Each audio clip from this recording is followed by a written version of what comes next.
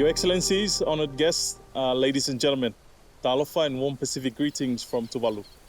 Last year I addressed this August Assembly proclaiming that we must take bold and alternative action today to secure tomorrow.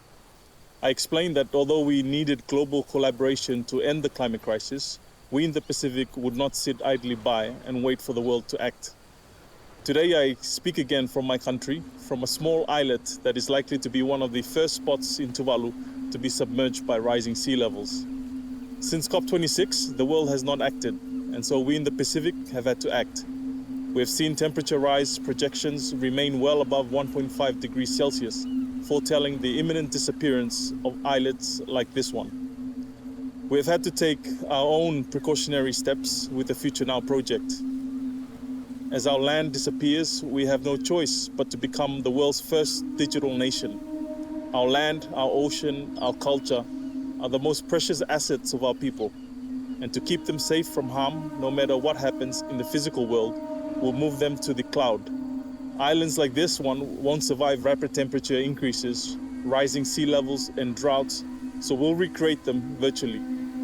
Piece by piece, we'll preserve our country, provide solace to our people, and remind our children and our grandchildren what our home once was. This is also a matter of sovereignty. We in Tuvalu are taking bold steps to ensure that our statehood and our maritime boundaries are permanently maintained, despite extreme land loss due to climate change and sea level rise. Our digital nation will provide an online presence that can replace our physical presence and allow us to continue to function as a state. We have been working on these initiatives for the past year, building our capacity to retain and preserve our nation and the unity of our people, even as climate change spirals out of control. Global action must be taken to provide the best case scenario, but we in the Pacific are planning and preparing for a worst case scenario. We need to be able to secure our statehood, our maritime boundaries and our endowments, no matter what happens in the future. The world's inaction has led our Pacific region to take greater action and forge our own path as leaders on the international stage. But our action alone cannot stop the current trajectory of climate change. Only concerted global effort can ensure that Tuvalu does not move permanently online and disappear forever from the physical plane. Our Tuvaluan culture dictates that we all must share responsibility for the global predicament caused by the climate crisis. Together, we must stop fossil fuels emissions and fossil fuels production and majorly boost financing for loss and damage, mitigation and adaptation measures.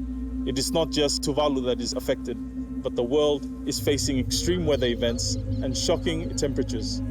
Without a global conscience and a global commitment to our shared well-being, we may soon find the rest of the world joining us online as their lands disappear. It has long been the time for action, but we have not stepped up to the challenge. We must start doing so today. Otherwise, within a lifetime, Tuvalu will only exist here.